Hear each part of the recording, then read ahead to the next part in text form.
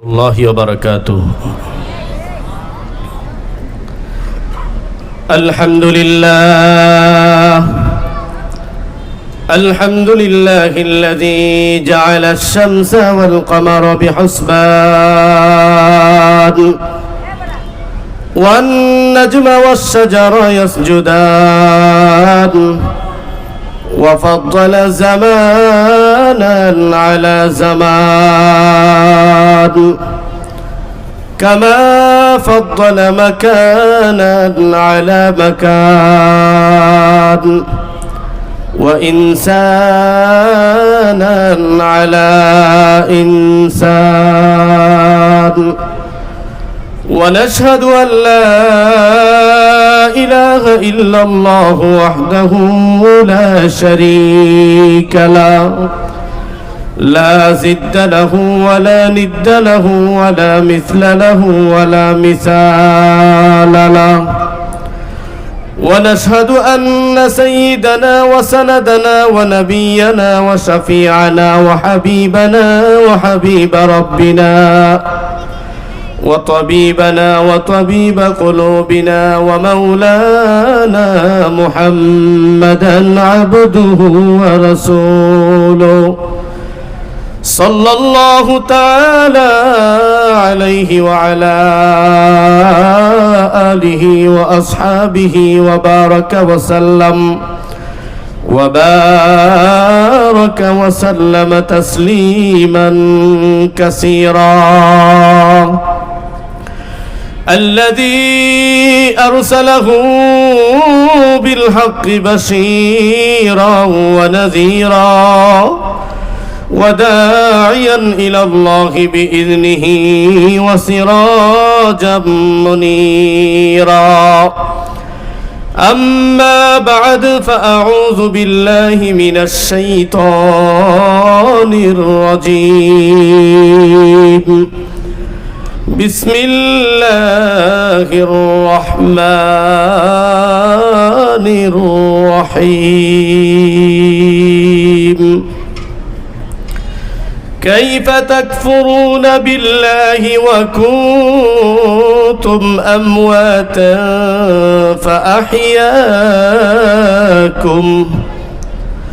ثم يميتكم ثم يحييكم ثم إليه ترجعون.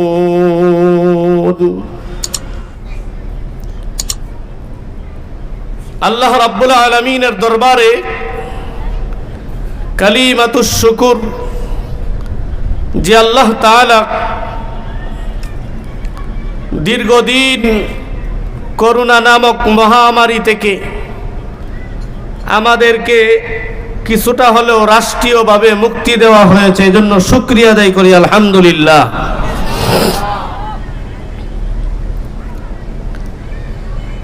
সামনে শীত আসতেছে। আজকে দৈনিক ইনকিলাব জাতীয় পত্রিকায় দেখছি ইন্ডিয়াতে নাকি করোনা আবার বাড়তেছে। এই বাতাস যেন সীমান্ত পার করে আমাদের বাংলাদেশে না আসে, আমরা সকলেই দোয়া করব ইনশাআল্লাহ। জোরে বলেন ঠিক না বেঠিক?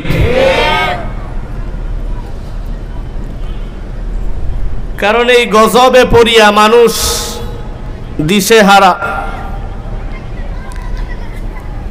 এই গজব আমরা চাই না। আমরা আল্লাহ তাআলার কাছে ফরিয়াদ করতে চাই যে আল্লাহ আগে যাক, বুঝি বা না বুঝি, বুঝে বা না বুঝে, যাই করছি না করছি, এখন আমাদের কিছুটা বুঝ হয়েছে যে দুনিয়ার কোনো শক্তি, দুনিয়ার কোনো বাহাদুরি, দুনিয়ার কোনো অস্ত্র, দুনিয়ার কোনো বিমান কামান, দুনিয়ার কোনো ভণ্ডামি, দুনিয়ার কোনো দাদাগিরি, মাতাব্বড়ি কোনো কিছুই চলে নাই। অদৃশ্য এক করোনার কাছে সব হেরে গিয়েছে।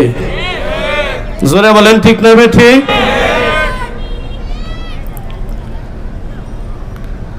তাহলে আমাদের বোঝা উচিত যে আল্লাহ রাব্বুল আলামিন এই তামাম দুনিয়াকে বানাইছেন, আকাশ বানাইলেন, জমিন বানাইলেন, সমস্ত মখলুকের বানানেওয়ালা, আমাদেরও বানানেওয়ালা, আমাদের শান্তিদাতা আল্লাহ, রিজিকদাতা আল্লাহ, পালনেওয়ালা আল্লাহ, সুখে রাখার মালিক আল্লাহ, অসুস্থতার মালিক আল্লাহ, সর্ব বিষয়ের মালিক। আওয়াজ দিয়া বলেন কে? এই কথাটা সর্বপ্রথম অন্তরের ভিতরে বসাইতে হবে, আর এই বসানোর নামটাই হলো ঈমান। যিনি বসাবেন তাকে বলা হয় ঈমানদার। তাকে কি বলা হয়? ঈমানদার। সর্বকিছুর মালিক জোরে বলেন কে? আল্লাহ। আমরা তো এখন আল্লাহ তাআলাকে ভাগ করে নিয়েছি, কয়েক ভাগে বিভক্ত করছি, যে সব কিছু কি আর আল্লাহ করেন? বুঝেন নাই? আস্তে আস্তে করে হাজী সাহেব আরেকজনকে বুঝায় সব কিছু কি আর আল্লাহর হয়? আমি যদি এখন বাড়তে না বড়ই তাহলে কি ওইবনি কিছু? এরকম কিছু বন্ডামি মার্কা কথা সমাজে আছে না নাই? কিছু পাকনামি কথা আছে। এ সমস্ত কথা বলে নিজেদের ঈমান শেষ করে, যার সামনে বলে তার ঈমান শেষ করে তাদেরকেও বেঈমান বানায়। এই জন্য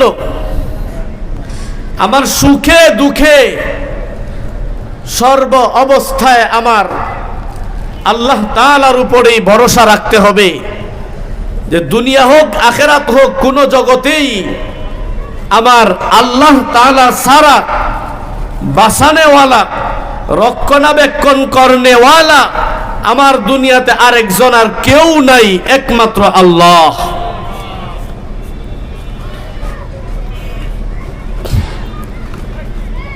এই জন্য আল্লাহ রাব্বুল আলামিন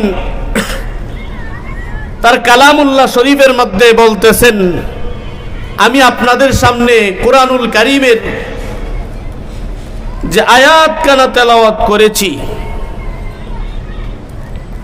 সূরা বাকারার 28 নম্বর আয়াত, সেই আয়াতের মধ্যে আল্লাহ তাআলা বলতেছেন,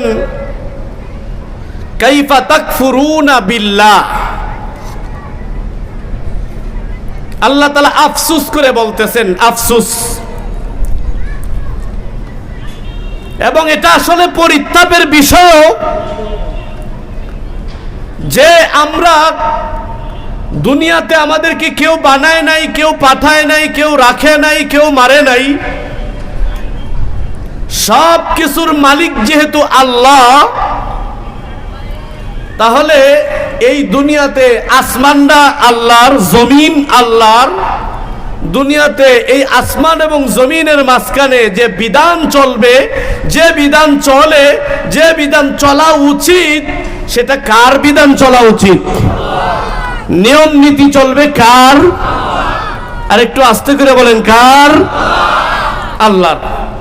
কিন্তু এখন এই আসমান এবং জমিনের মাঝখানে নিয়ম নীতি চলে কার? আল্লাহর চলে কি? কি বলেন, আল্লাহর চলে? তখন হাজী সাহেব কয়, সব কিছু কি আর আল্লাহর কথা মান্য চলন যাইব? নির্বাচনে আল্লাহর কথা মানন যাইতো না। কি বলেন? হেই মে এখন ব্যবসা করতাম আইছি, এখন আল্লাহর কথা মানলে চলবো, এখন ব্যবসা করার দরকার। জোরে বলেন ঠিক না বে ঠিক? এরকম কয় কি কয় না? হুজুর এখন দোকানদারি করতেছি, আপনার ওয়াজ আপনার কাছে রাখেন, আমি একটু দোকানদারি করে গেলেই পরে বলিয়েন, এরকম বলুন না লোক আছে না নাই? চাকরি করে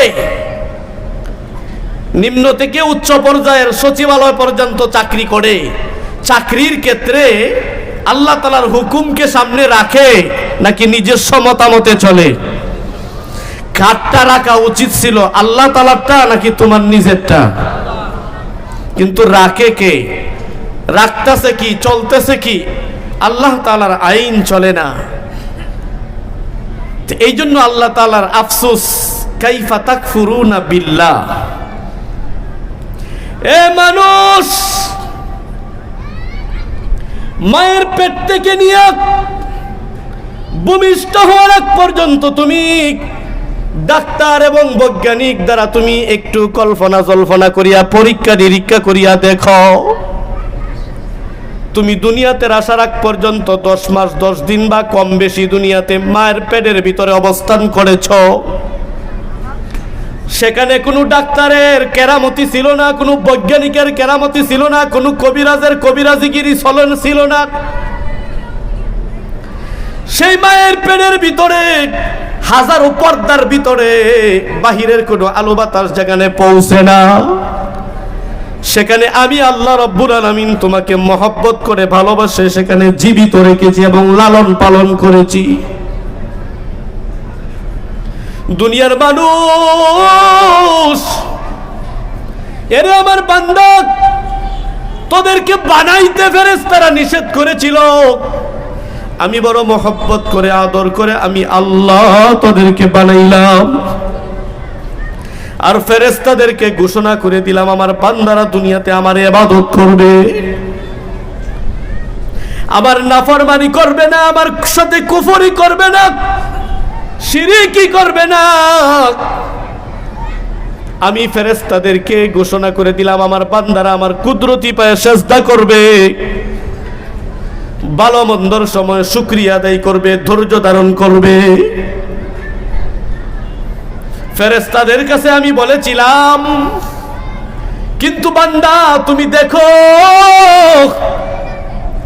আজকে দুনিয়াতে আসার পরে তুমি আমাকে ভুলে গিয়ে আমি আল্লাহ তাআলাকে বাদ দিয়া তুমি যাদের কথায় চলো, যাদের কথায় রাষ্ট্র চালাও, সমাজ চালাও, যাদের কথায় তুমি দোকানদারি করো, ব্যবসা করো, চাকরি করো, যাদের কথায় তুমি দেশ চালাও, যাদের কথায় তুমি মাতাব্বরি করো, এরা মায়ের পেটের ভিতরে থাকতে কেউ তোমাদের উপকার করতে পারে নাই, কেউ তোমার ক্ষতিও করতে পারে নাই, কেউ তোমাকে বিন্দু পরিমাণ সাহায্য সহযোগিতাও করতে পারে নাই।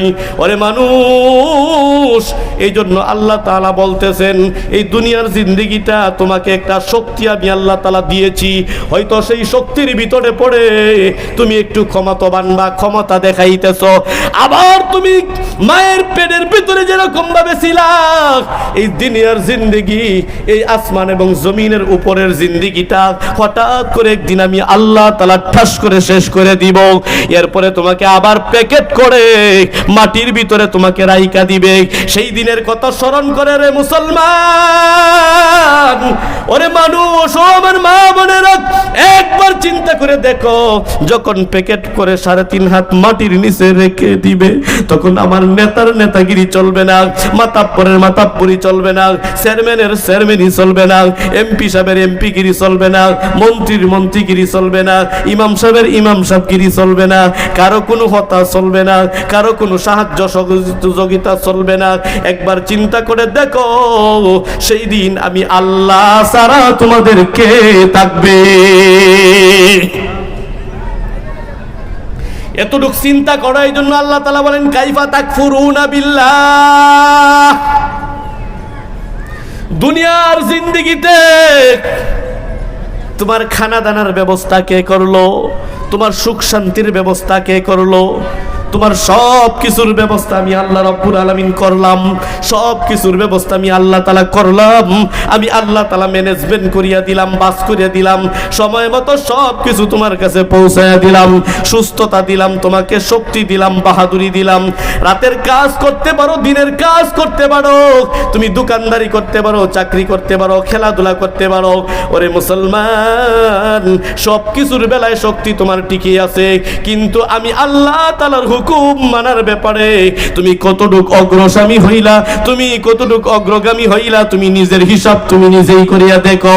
এই জন্য আল্লাহ তাআলার পয়গম্বর, পয়গম্বরের সাহাবী, ইসলামের দ্বিতীয় খলিফা, আল্লাহর পয়গম্বরের মহব্বতের মানুষ উমর ফারুক রাদিয়াল্লাহু তাআলা আনহু একবার বলেছিলেন, দুনিয়ার মানুষ, আল্লাহ তাআলা তোমাদের কাছ থেকে তো হিসাব নিবেন, পুঙ্খানুপুঙ্খানুভাবে হিসাব নিবেন, পাই টু পাই ভাই হিসাব নিবেন। বিন্দু পরিমাণ হিসাব ছাড়া তুমি যাইতে পারবা না, বিন্দু পরিমাণ ফাঁকি দেওয়ার মতো তোমার ক্ষমতা নাই। এরে দুনিয়ার মানুষ, আল্লাহ তাআলা হিসাব নেওয়ার আগে তুমি যদি তোমার হিসাবটা নিয়ে নাও, তুমি যদি তোমার হিসাব সম্পর্কে সচেতন হয়ে যাও, সকাল থেকে সন্ধ্যা পর্যন্ত তুমি কি করেছো, সন্ধ্যা থেকে সকাল পর্যন্ত সারা রাত তুমি কি করেছো, এই হিসাবটা যদি তোমার নিজের হিসাব তুমি টানতে বের করে নাও, আল্লাহ তাআলার দরবারে হিসাবের প্রয়োজন হবে না। জোরে বলেন ঠিক না বেটি? এই জন্য আল্লাহ তাআলা আফসোস করতেছেন, আমাদের কার্যকলাপ দেখিয়া আফসোস করতেছেন। কিছুদিন আগেই তো পূজা গেছে, কি গেছে? কি বলেন, কি গেছে? পূজা গেছে। জাহান্নামে যাওয়ার বোঝা কিছুদিন আগে গেছে, দুর্গা পূজা, জাহান্নামে যাওয়ার বোঝা। আচ্ছা আপনারা দেখেন তো তাকায়া, একটা পূজার মধ্যে ডুল বাজাইছে, হারমোনিয়াম বাজাইছে, করতাল বাজাইছে, আরো কত ধরনের বাজনা বাজাইছে না? কি বলেন, কথা বলেন নাকি? বাজাইছে না? এরপরে মেয়েরা উলঙ্গ বেহায়াপনা করিয়া নাচানাচি করছে না? এই নাচানাচির মধ্যে সব কি হিন্দুরাই ছিল না মুসলমানও ছিল? লজ্জা লাগার দরকার না? মুসলমান সেখানে কারিয়া কারিয়া দেখছে, মুসলমান তাদের অনুষ্ঠানের মধ্যে অংশগ্রহণ করছে। আবার প্রশ্ন করে, হুজুর মিষ্টি খাওয়া জায়েজ আছে কিনা? গু খাইতে পারস না বেটা? গু খাইতে পারস না বেটা? মিষ্টি খাইতে যাস? পায়খানা খাবে, পায়খানা। কালারের দিক দিয়ে বেশি বেশ কম না, একরকমই দেখা যায়। লজ্জা শরম নাই। সেই পূজার মধ্যে ডুল বাজাইছে, এটা মনে জায়েজ? কি বলেন, জায়েজ না? হারমোনি বাজাইছে, আরো কত মিউজিক্যাল সাউন্ড তারা বাজাইছে, এগুলা কি শোনা জায়েজ? হুজুর অন্যটি জায়েজ না জায়েজ কোন, কিন্তু মাইয়ারা যে নাচানাচি করছে মজা তো পাইছি। কি বলেন, মজা পাইছে না? মজার পরে কিন্তু সাজা। মজার পরে কি? মজার পরে সাজা। তো সেখানে গিয়া নাচানাচি দেখছে মুসলমান। আজকে এই এলাকার মুসলমান মনে কেউ নাই, সবাই মনে ঘুমায়া পড়ছে। হ্যাঁ, সবাই ঘুমায়া পড়ছে। নাইকে মাইকের আওয়াজে বাড়ির থেকে আওয়াজ শুনবে, দোকান থেকে শুনবে। দোকানদাররে পরামর্শ দিছে, তুমি 12টা পর্যন্ত দোকান খোলা রাখো, আমরাও তোমার সাথে আসি। আমি গেছি না, 12টা পর্যন্ত আসি। আর বাড়ির ম্যাডামকে বোঝায় আসছি, আজকে যদি ওয়াজ আছে, আজকে 10টার ভিতরে বাড়িতে বাসাতে আসা যাবে না, আজকে ওয়াজ শুনতে হইব কমপক্ষে 12টা 1টা পর্যন্ত। এই জন্য তুমি টেনশন করিও না, পেরেশানি করিও না, মিসকল টিসকল দিও না। এই জন্য তোমার কাছে আগেই বললে গেলাম, এই সূরা কিন্তু দোকানে বইয়া থেকে সময় কাটাইব। জোরে বলেন ঠিক না বেঠিক?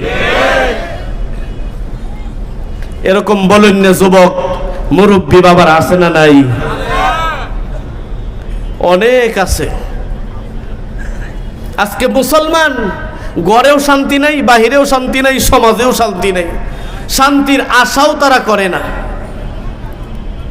আল্লাহ, কেমন মুসলমানিত্ব ছিল, কেমন মুসলমান ছিল তারা, কেমন মুসলমান ছিল তারা। তাদের ঈমান কত বড় ছিল, তাদের ঈমানের পাওয়ার কত ছিল, তাদের গতি কি ছিল। উমর রাদিয়াল্লাহু তাআলা আনহু, সাহাবায়ে কেরামের জামানা, সাহাবায়ে কেরামের সময় উমর রাদিয়াল্লাহু তাআলা আনহু মসজিদের মধ্যে খুতবা দেন, মসজিদে খুতবা দিতেছেন, মসজিদে খুতবা দিতেছেন 3000 3500 মাইল দূরে, 3000 3500 মাইল দূরে। মুসলমানেরা সেখানে কি করতেছে না করতেছে, কি হচ্ছে না হচ্ছে, খুতবা দিতেছেন মসজিদে থাকা অবস্থায়। 3500 মাইলের খবরাখবর চোখ দিয়ে স্পষ্ট দেখতে পায়। ঈমান ছিল তাদের। কি কি ছিল? পাওয়ার। কি ছিল? পাওয়ার। এই মেয়ে আমাদের আজকে পাওয়ার। মাইক দিয়েও যদি শিক্ষার দেয় তাহলে 1 মাইল দূরে যায় না। মাইক দিয়ে চিৎকার দিলে 1 মাইল দূরে যায় না। কিন্তু বেলাল রাদিয়াল্লাহু তাআলা আনহু যদি চিৎকার দিতেন, আল্লাহু আকবার বলিয়া চিৎকার দিতেন, কত পাওয়ার ওয়ালা লোক ছিল, কত ঈমান ওয়ালা লোক ছিল, কত আশিক আর মহব্বত তাদের অন্তরের ভিতরে ছিল। আল্লাহ তাআলার ভালোবাসা, নবীর ভালোবাসা, দিনের দরদ অন্তরের ভিতরে কত ছিল। তারা যদি আল্লাহু আকবার বলিয়া চিৎকার দিতেন, ডান দিক দিয়ে 33 মাইল, বাম দিকে 33 মাইল, সামনের দিকে 33 মাইল, পিছনের দিকে 33 মাইল, উপর থেকে আল্লাহ রাব্বুল আলামিন আল্লাহর পয়গম্বরকে জিব্রাইলের মাধ্যমে জানাইছে ডানে বামে সামনে পিছনে যদিও 33 মাইল হয়, কিন্তু তোমার বিলালের আওয়াজ আমার আরশ পর্যন্ত শোনা যায়। ঈমান, তাদের ছিল ঈমান, তারা মুসলমান ছিল। আমাদের দেখে তাদের কাছ থেকে শিক্ষা নেওয়ার দরকার ছিল, কিন্তু এইগুলো আমরা ফলো করি না, এগুলো আমরা খেয়াল করি না। তারা কেমনে মহব্বত করতো রাসূলকে, সেই মহব্বতটুকু আমরা দেখবো, জানবো এবং মহব্বত করব। আল্লাহর পয়গম্বর দুনিয়ার বুক থেকে চলে গেছে, দুনিয়া থেকে বিদায় নিছে, ইন্তেকাল হয়ে গেছে। এই কথাটা শুনতে পারছে বেলাল রাদিয়াল্লাহু তাআলা আনহুর কানে যখন সংবাদ হয়ে গেছে আল্লাহর পয়গম্বর মদিনাতে আর নাই, দুনিয়াতে আর নাই, চলে গেছেন। বেলাল রাদিয়াল্লাহু তাআলা আনহু চোখের পানি ছেড়ে দিয়া একবারে হেল্লে দিল্লে পড়তেছে আর বলতেছে মদিনাতে আর থাকা যাবে না, মদিনাতে আর থাকা যাবে না। সাহাবায়ে কেরামদের কাছে বলতেছে, সাহাবায়ে কেরাম বললেন, বেলাল তুমি যাইবা গা কেমন হয়, তুমি গেলে গা কেমনে হইব, বেলাল তুমি যাইও না। এ বেলাল তুমি গেলে গা সুন্দর কণ্ঠের আওয়াজ, আজানের আওয়াজ কার মুখ থেকে শুনবো, কার জবান থেকে শুনবো? বেলাল চোখের পানি ছেড়ে দিয়া বলছে, এরে আমার সাথীরা, ও আমার ভাইয়েরা রে,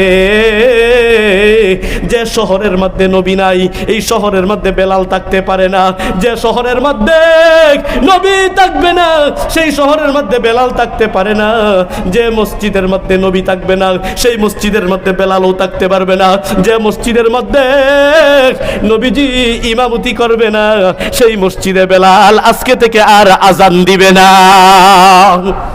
মন ভাঙে গেছে, আল্লাহর পয়গম্বর দুনিয়া থেকে বিদায় নিয়ে চলে গেছে, এই জন্য তিনি আস্তে আস্তে করে অনেক দূর চলে গেছে। বেলালের খোঁজখবর আর কেউ পায় না। একদিন দুই দিন নয়, 1 মাস 2 মাস নয়, 6 মাস হয়ে গেছে। বেলাল কোথায় আছে কেউ জানে না, কেউ বলতে পারে না। বেলাল শুধু কান্দে, আল্লাহর পয়গম্বরের বিরহের জন্য কান্দে। আল্লাহর পয়গম্বর দুনিয়াতে নাই, কাকে দেখবো, কাকে দেখবো, কাকে দেখবো, কাকে দেই, কাক সান্ত্বনা নিয়ে আসবো, কাকে দেখবো, এই জন্য মদিনাতে যায় না। আল্লাহর পয়গম্বর রওজা থেকে একদিন বেলালকে ঘুমন্ত অবস্থায় স্বপ্নে দেখাইতেছে, কিরে বেলাল তুই মদিনা থেকে কেমনে চলি গেলে আমাকে রাইকা? আরে বেলাল তুই যদি আমার রওজার পাশে আইসা দাঁড়াস তাহলে আমি বিশ্ব নবী বেলাল, তুই তোকে আমি দেখতে পারবো। এ বেলাল কোথায় আছোস? তাড়াতাড়ি মদিনায় আস, আমার রওজার পাশে আস। ওরে মুসলমান, কত মহব্বতওয়ালা মানুষ ছিল, কত বড় ঈমানওয়ালা মানুষ ছিল বেলাল রাদিয়াল্লাহু তাআলা। সেই স্বপ্ন দেখিয়া তাড়াতাড়ি মদিনার দিকে রওনা হয়ে গেছে। যেই মদিনার গলিতে প্রবেশ করেছে, মদিনার যুবকেরা, মদিনার মানুষেরা, মদিনার মুরব্বী বাবারা সকলেই চিৎকার দিয়ে উঠছে, বেলালকে পাওয়া গেছে, বেলালকে পাওয়া গেছে। পোলাপেনারা দৌড়াইয়া বাড়িতে তাদের মা বাবাকে সংবাদ দিতেছে, পর্দানিশীন মা বোনদেরকে সংবাদ দিতেছে, মাগো ও মা, বেলাল তো মদিনাতে আসছে, বেলাল আসছে। বেলাল যেহেতু আসছে মনে হয় বিশ্ব নবীও আবার দুনিয়াতে আসবে।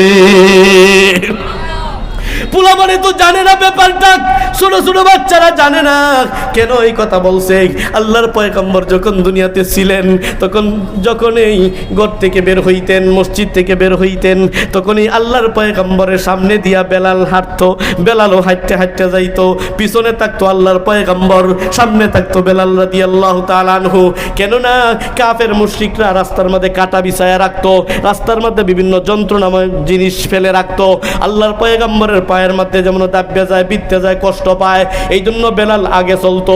আগে চলিয়া চলিয়া আগে যাইয়া যাইয়া কষ্টদায়ক বস্তুগুলো সেখান থেকে সরাইয়া দিত, এরপরে আল্লাহর পয়গম্বর হাঁটিয়া যাইত। ওরে মুসলমান, বালকেরা মনে করছে যেহেতু আমরা দেখেছি বেলালের পিছনে পিছনে আল্লাহর পয়গম্বর আসতেন, এই জন্য বেলাল যেহেতু আসছে, 6 মাস ধরে বেলাল ছিল না, যেহেতু বেলাল আসছে এই জন্য কিছুক্ষণ পরে মনে হয় বেলালের পিছন দিয়ে আল্লাহর পয়গম্বর আসতে পারে। কি ছিল তাদের ঈমান? কি ছিল ঈমান?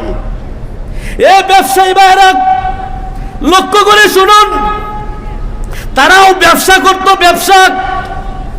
ব্যবসার খাতিরে আল্লাহ তাআলাকে ভয় করত, মুসলমানের পরিচয় দিত, ইমানদারের পরিচয় দিত। এক ইহুদি একটা গলিতে ব্যবসা কিছু কেনাকাটা করার জন্য গেছে, গিয়া বলতেছে ভাইজান খেজুর নিব, খেজুর কিছু কিনতে চাই। তো ব্যবসায়ী বলতেছে ভাইজান আপনি আমার দোকান থেকে কিনবেন, ঠিক আছে, আজকে আমি অনেক বেচা কিনা করেছি, অনেক ব্যবসা হয়েছে, বেচা কিনা ভালোই হয়েছে। ভাইজান আমার পাশে যে দোকানদার, ওই দোকানদারে বেচছে কিনা তা জানি না, যদি বেচা কিনা না করে থাকে তাহলে তার পুত্র সন্তান ছেলে মেয়েদেরকে নিয়ে আজকে কি সংসার করবে। এই জন্য আমি আলহামদুলিল্লাহ যা বেচেছি চলবো, পাশের দোকান থেকে নিয়ে যাও। চিন্তা করছেন ব্যাপারটা? আমরা তো মনে করবো আমরা দোকানদার হলে যে সব কাস্টমার সব আমার কিন্তু কিনো, আর আমার পাশে যেটি দেখছো এটা সব ফসা গান্দা 2 নাম্বার 6 নাম্বার 14 নাম্বার মাল লইয়া বই রইছে। বুঝলে বলেন ঠিক না বে ঠিক? একটা কাস্টমার যেন ছুটতে না পারে আর ওই জায়গায় দাঁড়াইতে না পারে, এটা আমরা হাসা মিশা যা বলা লাগে আসমান জমিন দুনিয়া আকাশ সব ভাঙ্গে চুরে কমু। বুঝলে বলেন ঠিক না বে ঠিক? কিন্তু তাদের আখলাক, তাদের ব্যবহার কি ছিল দেখেন। বলতেছে যে তুমি ওই দোকান থেকে কিনো, আমি আজকে যথেষ্ট পরিমাণ বেচা কিনা করেছি। ওই ব্যক্তি ওই দোকানে গেছে, ওই দোকানে গেলে একই কথা যে ভাই আমি অনেক বেচা কিনা করছি, পাশের দোকানে যাও। পাশের দোকানে 3 নম্বরে দোকানে গেছে, বলতেছে আমি অনেক বেচা কিনা করছি, পাশেরটা যাও। ওই ভাই বেচা কিনা করছে কিনা তা জানা নাই। এইভাবে ঘুরতে ঘুরতে আবার প্রথম দোকানে আসছে, আইসা বলতেছে ভাইজান আমি সব দোকান ঘুরে আসলাম, কেউ তো আমার কাছে বেচে নাই, সবাই বলে বেচা কিনা করেছে, আরেক দোকানে যাও, আরেক দোকানে যাও। এ ভাইজান আমি আগে পরিচয় জানতে চাই, আপনার কারা? আপনারা যারা এখানে দোকানদারি করেন আপনারা কারা? ওনারা বলতেছে ভাইজান আমরা হলো খেজুর তলার মানুষ, মানে মদিনার মানুষ, মক্কার মানুষ, আমরা খেজুর তলার মানুষ, আমরা মুসলমান, আমরা ইমানদার, আমরা বিশ্ব নবীর উম্মত, আমরা বিশ্ব নবীর উম্মত। এই কথা শোনার মাত্রই ওই লোকটা ছিল ইহুদি, সাথে সাথে পরিচয় দিয়া দিছে আমি একজন ইহুদি, আমি কিছু কেনাকাটা করার জন্য আপনাদের দোকানে আসছিলাম। কিন্তু মুসলমানদের চরিত্র এমন সুন্দর হয়, মুসলমানদের আখলাক এমন সুন্দর হয়, মুসলমানের ব্যবহার এমন সুন্দর হয়, এটা আগে জানা ছিল না। এরে দোকানদার ভাইরা, কেমন নবীর উম্মত তোমরা, কেমন ধর্ম তোমরা গ্রহণ করেছো, এত সুন্দর ধর্ম আর হইতে পারে না, এত সুন্দর ব্যক্তি আর হইতে পারে না। আরে দোকানদার ভাইরা কেনাকাটা পরে কর্ম, আমাকে কালিমা পড়ে মুসলমান বানাইয়া তোমাদের দলবদ্ধ বানাও। এই হলো তাদের অবস্থা, এই হলো তাদের অবস্থা ছিল। আর আমাদের অবস্থা কি? আমরা কোন পর্যায়ে আছি এখন? আমাদেরকে করুণায় শিক্ষা দিয়ে গেছিল, কিন্তু শিক্ষা মানি নাই, শিক্ষা মানছিনি, শিক্ষা মানি নাই। দেখেন প্রত্যেকটা দোকানে সম্ভবত আজকেও বিদেশি কোনো খেলাধুলা আছে, টিভি চালায়া খেলা দেখতেছে। আচ্ছা ওই 2 দেশে যদি আজকে জিতে, কে কয় টাকা করে পাবেন বলেন তো দেখি? ওই অধিনায়করা মনে আপনাকে বাগ দিবে, মোবাইলে ফ্যাক্সি দিবে, বিকাশে টাকা দিবে, খিচুড়ি পাঠাবে, বিরিয়ানির ব্যবস্থা হবে? কথা বলেন না কেন? দিবেনি? দিবে? বরং আপনার কারেন্ট গেল, আপনার সময় গেল, চাকরি গেল, সময় গেল, ব্যবসা গেল, সব কিছু গেল, কিন্তু আপনি তো বুঝবেন না। আমাদের বুঝ নাই, বুঝার সময়ও নাই। কোন সময় বুঝবো হুজুর? বুঝার সময়ও পাই না। রাতে 3টার সময় খেলার সময় দিছে, বুঝার সময়টা কই? হুজুর আজকে মাগরিব পরেই খায়া শুয়ে পড়ছি, কারণ 2টা 2:30টার সময় উঠতে পারতে হইব, কারণ 3টার থেকে খেলা। আফসুস মুসলমান, আফসুস, আফসুস মুসলমান, যে মুসলমান 2:30টার দিক দিয়ে উঠার কথা ছিল তাহাজ্জুদের জন্য, সেই মুসলমান 2:30টার সময় খেলা দেখতে উঠছে। কপাল ফোড়া মুসলমান, কপাল ফোড়া মুসলমান খেলা দেখার জন্য 2:30টার সময় উঠছে, নামাজের জন্য উঠে নাই। নামাজের জন্য উঠে নাই। এই মুসলমান শান্তির আশা করে, এই মুসলমান আবার ঘরের মধ্যে শান্তির আশা করে, এই মুসলমান সমাজে আশা করে, এই মুসলমান ভালো খাইতে চায়, এই মুসলমান আবার শরীরের মধ্যে সুস্থতা কামনা করে। মুঠেও সম্ভব না, মুঠেও সম্ভব না, মোটেও সম্ভব না। আল্লাহ আমাদের ওলিদের, আমাদের আকাবিরিনদের কাহিনী, আমাদের আকাবিনদের অবস্থা কি ছিল, আর আমরা কি চলছি, আমাদের জিন্দিগি কিভাবে চলছে, কোন দিক দিকে চলছে আমাদের জিন্দিগি, ভাইজান হিসাব নিতেই হবে। আল্লাহর পয়গম্বর বলেছেন, আলা কুল্লুকুম রাইন ওয়া কুল্লুকুম মাসউলুন আন রাইয়াতিহি। বুঝো আর না বুঝো, মানি আর না মানি, মানি আর না মানি, বুঝি আর না বুঝি, মৃত্যুর পরে পাই টু পাই হিসাব আল্লাহ তাআলার কাছে দিতেই হবে। সেটা মানি আর না মানি, দিতেই হবে। তখন আমরা তো এলাকার মধ্যে একটা প্রচলন আছে, তখন বলতে পারেন হুজুর আমরা কিন্তু দুনিয়াতে মাপটাপ নিয়ে নেই, মাপটাপ নিয়ে নেই। কেমনে? কয় আমরা জানাজার মধ্যে আমরা যদি মারা যাই, 3টার সময় যদি মারা যাই, ইমাম মুয়াজ্জিনের ঘুম হারাম 1 নম্বরে। হুজুরে বলেন ঠিক না বেটি? হুজুর তাড়াতাড়ি উঠেন, কি আমার ভাই মারা গেছে, আমার বাবা মারা গেছে, তাড়াতাড়ি মাইকিং করেন, তাড়াতাড়ি মাইকিং করেন। ইমাম সাহেবের ঘুম হারাম, মুয়াজ্জিনের ঘুম হারাম, খাদেমের ঘুম হারাম, মাইকিং একবারে সকাল থেকে সন্ধ্যা পর্যন্ত মাইকিং। লাশ এখনো ঢাকা মেডিকেলে রয়ে গেছে। হুজুরে বলেন ঠিক না বেটি? মাইকিং টাইকিং করিয়া এরপরে লোক জমাইছি, লোক জমানোর পরে দে বক্তৃতা হওয়ার পরে দে একজনে বলতাছি, লোকটা কেমন আছেন, হ্যাঁ লোকটা কেমন আছেন। এখন কেউ যদি চুরি করিয়া তাহে বেটা, কেউ কি জানাজার মধ্যে কারো কইব যে চুর আছেন, কইবনি ডাকাইতাছেন, আমগোর কাছ থেকে 2 টাকা নিয়ে চলতো, এটা কইবনি? হ্যাঁ কইবনি? একবার জিজ্ঞাসা করছে, আপনি যে বললেন যে লোকটা খুব ভালো আছেন, আপনি লোকটা চিনেন? না আমি চিনি না। তা আপনি যে বললেন, কখন সবাই বলছে, যদি কই যে লোকটা চোর আছেন, একটা কিল আমার মাটিত পড়বো, সবটি ফিডও পড়বো। হুজুরে বলেন ঠিক না বেঠি? এই জন্য সবার সাথে তাল মিলায় কইলাম ভালো আছেন, এই স্লোগান দিলেই কি ভালো হয়ে যাবে? কি বলেন ভালো হয়ে যাবে? এই ভ্রান্ত স্লোগান দিলেই হিসাব নিকাশ আর তওবা ইস্তেগফার শেষ হয়ে যাইব না, যে এখানে হাজার খানেক মানুষ ভালো কইছে এই জন্য আল্লাহ তাআলা ভালো করে দিবে না।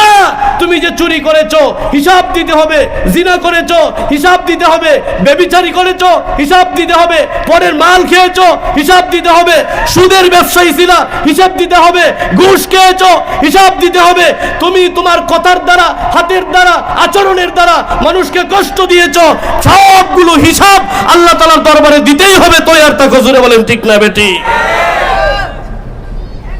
দিতেই হবে। আর যদি তুমি নেককার হও, জানাজা তোমার জন্য জরুরি না, জানাজা তোমার জন্য জরুরি না। নেককার যদি হও, জানাজার প্রয়োজন নাই, জানাজা না হলেও তোমাকে, তোমার জানাজার সময় হয় নাই, তোমার জানাজা ভাগ্য হয় নাই, কিন্তু তুমি নেককার মানুষ ছিলা, আল্লাহ তাআলার বড় প্রিয় বান্দা ছিলা। এই জন্য জানাজা যদিও না হয়, জানাজা যদিও দেওয়ার মতো সুযোগ না হয়, কিন্তু আল্লাহ তাআলার দরবারে তুমি ক্ষমার আশা করতে পারো। এই মেয়ে আমাদের আকাবির, আমাদের উপমহাদেশের মধ্যে বড় একজন বুজুর্গ খাজা মঈনুদ্দিন চিশতি রাহমাতুল্লাহি আলাইহির খলিফা এবং শাগরেদ খাজা কুতুবউদ্দিন বখতিয়ার কাকি রাহমাতুল্লাহি আলাইহি যখন মৃত্যুবরণ করবে তার আগে নসিহত করেছে, আমার আত্মীয় স্বজন মুরিদান, আমি যখন মৃত্যুবরণ করি কেউ আমার জানাজা দিতে পারবে না, কেউ আমার জানাজা দিও না, কেউ আমার জানাজা দিতে পারবে না। তবে হ্যাঁ শর্ত আছে, জানাজা যদি দিতে হয় তবে 4 প্রকার 4টা গুণ যার মধ্যে পাওয়া যাবে। কয়টা গুণ? 4টা গুণ যার মধ্যে পাওয়া যাবে ওই ব্যক্তি শুধু জানাজা দিতে পারবে। আর না হয় জানাজা 4 গুণওয়ালা মানুষ যদি না পাওয়া যায়, জানাজার দরকার নাই, বিনা জানাজায় আমাকে কবরস্থ করে দিবা। ও মুসলমান ইমানদার, 4টা গুণ। 1 নম্বর গুণ হলো আসরের নামাজের সুন্নত জীবনে কোনোদিন কাজা করতে পারবে না। আসরের নামাজের সুন্নত। আমরা তো 5 ওয়াক্ত নামাজই পড়তে পারি না, আসল সুন্নত পড়তে পারি না। আসরের নামাজের 4 রাকাত সুন্নত, সুন্নতে জায়েদা, পড়লে সওয়াব আছে, না পড়লে গুনাহ নাই। এরপরেও এই সুন্নত জীবনে কোনোদিন কেউ কাজা করে নাই, বাদ দেয় নাই, এমন একটা গুণ। এই গুণওয়ালা মানুষ যাকে পাওয়া যাবে। 2 নাম্বার গুণ হলো যে ব্যক্তি 5 ওয়াক্ত নামাজ কোনদিন তাকবীরে উলা ছাড়ে নাই, তাকবীরে উলা ছাড়ে নাই, তাকবীরে উলার সাথে 5 ওয়াক্ত নামাজ প্রতিদিন জামাতে আদায় করে, কোনদিন তার তাকবীরে উলা ছুটছে না। 2 নাম্বার গুণ। 3 নাম্বার গুণ হলো তাহাজ্জুদের নামাজ জীবনে কোনোদিন কামাই দিছে না, প্রতিদিন তাহাজ্জুদের নামাজ পড়ে, একদিনও তাহাজ্জুদের নামাজ জীবন থেকে কোনোদিন দিন থেকে ছুটে নাই, আমল থেকে ছুটে নাই। 4 নাম্বার গুণ হলো আমার জানাজা পড়ানোর জন্য 4 নাম্বার গুণ হলো বেগানা মহিলার দিকে কোনোদিন তাকায় নাই, বেগানা মহিলার দিকে তাকায় নাই। এতক্ষণ পর্যন্ত অনেক আলেম, অনেক দিনদার পর্যন্ত তারা মনে মনে ভাবছিল জীবনে তাহাজ্জুদের নামাজ পড়ে সারি নাই, জীবনে আসরের নামাজের সুন্নত সারি নাই, জীবনে তাকবীরুল্লাহ সারি নাই, তাহলে মোটামুটি শর্তগুলা মিলতাছে। কিন্তু যখন লাস্টের শর্তটা দিয়া দিছে, জীবনে কোনো দিন বেগানা মহিলার দিকে তাকায় নাই, নজরে সানি হয় নাই, হঠাৎ করে যার নজর পড়ে গেছে এইটা না, এইটা না, ইচ্ছা করে সে কোনোদিন চায় নাই, ইচ্ছা করে যে কোনোদিন তাকায় নাই। এই 4 গুণওয়ালা মানুষ যেদিন পাওয়া যাবে, মানুষ যদি পাও, তাহলে 4 গুণওয়ালা মানুষের দ্বারা আমাকে জানাজার নামাজ পড়াইবার না হয় দরকার নাই। ওরে মুসলমান ইমানদার, জানাজার নামাজের মধ্যে লক্ষ লক্ষ মানুষ এই ঘোষণা যখন করে দিয়েছে, ঘোষণা শুনিয়া কেউ তো সামনের দিকে যাওয়ার সাহস পায় না। কত বড় বড় আলেম, কত বড় বড় মুহাদ্দিস, পীর মাশায়েখ, বুজুর্গানে দিনও তো সেখানে ছিল, কিন্তু কেউ তো সামনে যাওয়ার কোনো সুযোগ নাই। কেমনে সামনে যাওয়ার সুযোগ নাই? হঠাৎ করে আত্মীয় স্বজন কল্পনা করেছে, মনস্থ করেছে, যেহেতু এই 4 গুণওয়ালা নাই, ওসিয়ত অনুযায়ী তাকে জানাজা ছাড়াই তাকে মাটি দেওয়া হবে, কবরস্থ করা হবে। এই কথা বলিয়া খাটের মধ্যে ধরছে, খাটের মধ্যে ধরিয়া যখন উঠায়া নিয়ে যাবে, এই মুহূর্তে একজন রাজনীতিক নেতা, রাজনীতিক নেতা, রাজনীতিক নেতা উনি হাত বাড়ায়া সামনের দিকে আসছে, রাখো রাখো, নিও না, নিও না, তার জানাজার নামাজ আমি পড়াইয়া দিব। রাজনীতিক নেতা আমরা তো মনে করতে পারি রাজনীতিক নেতা হইলে নামাজ টামাজের মনে হয় দরকার পড়ে না, আর রাজনীতি করি হুজুর, এই জন্য সবার কথা মান্য তো আমরা চলবো না। আমরা তো রাজনীতি করি হুজুর, আমাদের ধর্ম টর্ম নাই, আমরা কে আর ইসলাম, আর কে আর হিন্দু, কে আর বৌদ্ধ, কে আর খ্রিস্টান, কে আর ইহুদি। আমরা ইহুদিদের সভা সমিতি গিয়া আমরা ইহুদি হয়ে যাই, খ্রিস্টানদের সবার মধ্যে গিয়ে আমরা খ্রিস্টান হয়ে যাই, হিন্দুদের দুর্গা পূজার মধ্যে গিয়ে আমরা হিন্দু হয়ে যাই, মুসলমানদের ওয়াজের মধ্যে আমরা ফাক্কা মুসলমান হয়ে যাই। বলে ঠিক না বেটি? এই হলো আমাদের রাজনৈতিক নেতা। কিন্তু রাজনৈতিক নেতা ভারতবর্ষের বড় নেতা, বর্ষিয়ান নেতা শামসুদ্দিন আলতামাশ রহমাতুল্লাহি আলাইহি তৎকালীন ভারতের প্রেসিডেন্ট ছিল, প্রধানমন্ত্রী ছিল, এর চেয়ে বড় নেতা ছিল না। ও মুসলমান, এত বড় একজন নেতা, সেই নেতা জীবনে কোনোদিন তাহাজ্জুদ ছাড়ে নাই, জীবনে কোনোদিন আসরের নামাজের সুন্নত ছাড়ে নাই, জীবনে কোনোদিন তাকবীরে উলা ছাড়ে নাই, জীবনে কোনোদিন অন্য বেগানা মহিলাদের দিকেও তাকায় নাই। ওরে মুসলমান, ওই ব্যক্তি নামাজ পড়াইছে, প্রেসিডেন্ট হয়ে নামাজ পড়াইয়া দিছে, নামাজ পড়াইয়া দিছে, জানাজার নামাজের পড়ে কবরস্থ করেছে। তাহলে তারাও তো মুসলমান ছিল, কি বলেন? আর আমগর মুসলমানিত্ব